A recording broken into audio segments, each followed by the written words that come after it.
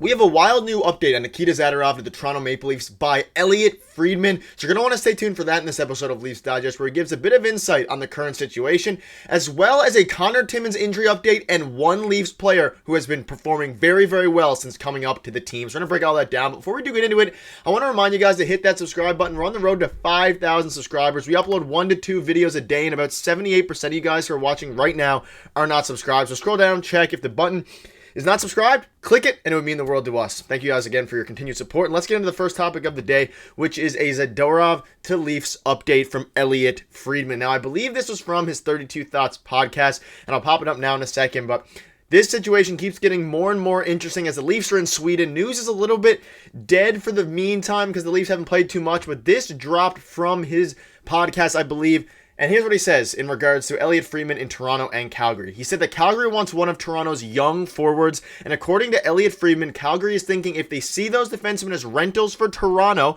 referring to Chris Tanev and Nikita Zadorov when he refers to defensemen there, they won't get a top prospect. But if they see those defensemen re-signing, they will get a top prospect and a young player from Toronto that they want.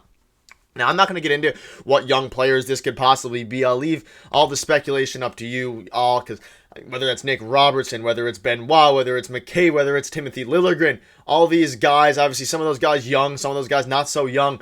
But I'll leave it up to you to decide, and let me know in the comments who you think they're referring to when they say young players. But I'm going to focus on the fact about the extension. Now, this has been very, very interesting because we talked about the Nikita Zadorov trade in such an interesting light and mainly revolving around the fact that this is going to be a rental because obviously Nikita Zadorov and Chris Tanev are both pending UFAs. So if the Toronto Maple Leafs do make a trade for either of them, or assuming in this case the way that these talks have been going, make a trade for both of them in one go, obviously if they're going to be rentals, the price is much, much lower for the Leafs. And that means that of course the Calgary Flames are going to be getting less of a haul in return.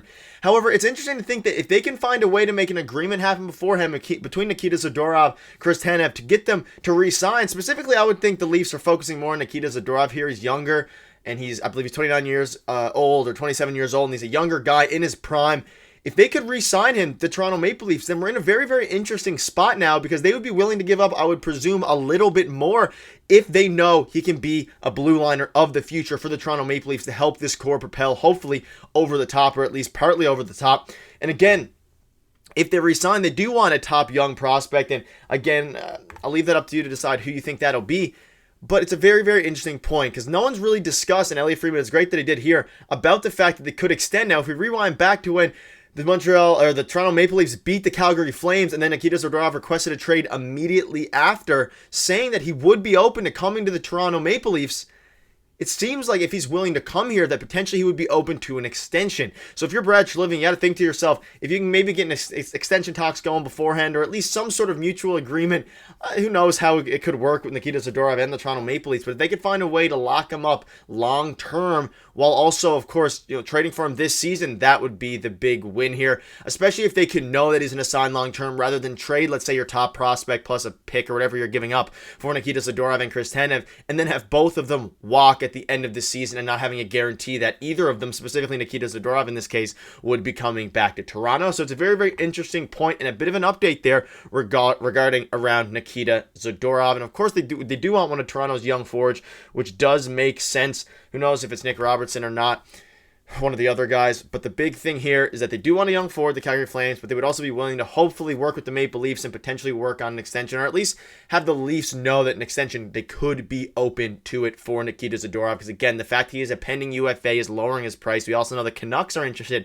in Nikita Zadorov, and they would be going through the same situation, except Nikita Zadorov hasn't came out and said that he would be interested in going to the Canucks, although I would assume he would be. Again, it's interesting to see, and let me know in the comments what your thoughts are on that and who you would be willing, what young forward, young prospect picks, whatever it is, would you be willing to give up for Nikita Zadorov? And what are your thoughts on what I discussed earlier in today's video, or earlier today in the separate video earlier about John Klingberg, if you'd be willing to give John Klingberg up, because this is the second video of the day.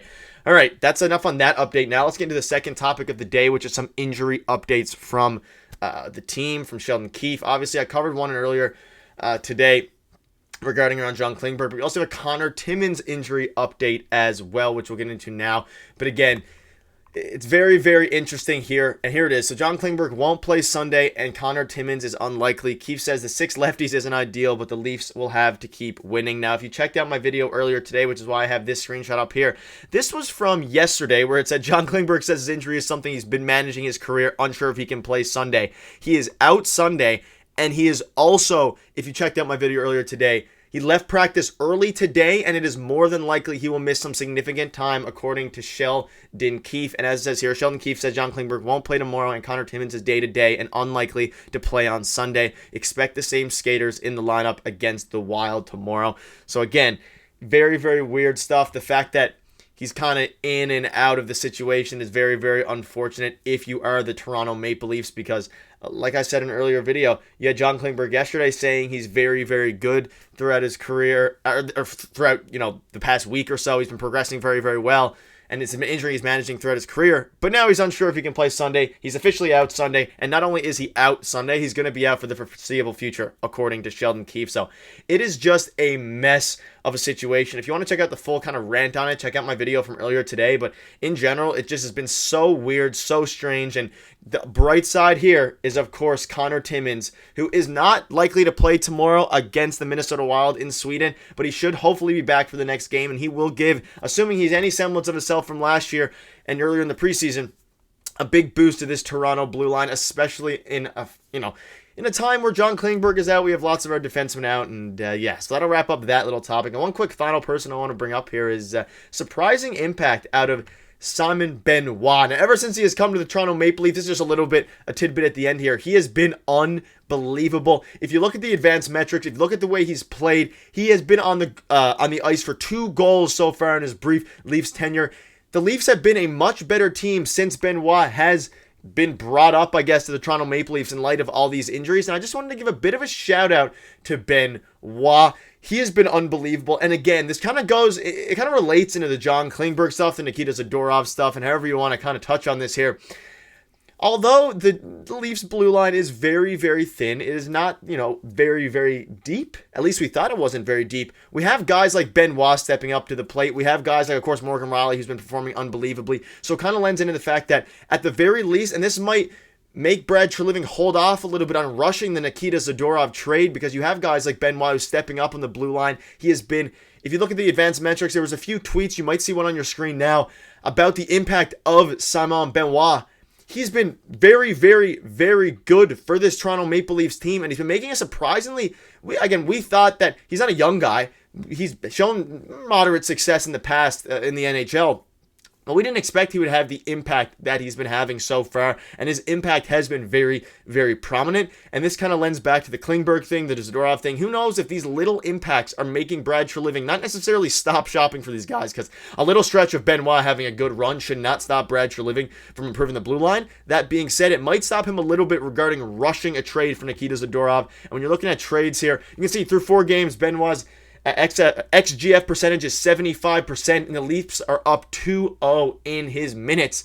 He's been unbelievable, and it's just, I don't know, I just wanted to throw that out there because I know a lot of Leafs fans that haven't really been talking about him too much. So for all you Leafs fans out there who are watching this video and also notice how good Benoit's being, I went out of my way. I noticed how good he was playing, and I wanted to see if there were some stats that back it up, and there absolutely were. So that's very, very cool to see, and maybe this is the reason that Brad Treliving is holding off on upgrading the blue line. Obviously, I'm kind of kidding. He's definitely in the talks for Nikita Zadorov. But again, all these guys stepping up in the absence of Liljegren, in the absence of all these players who have went down with injury.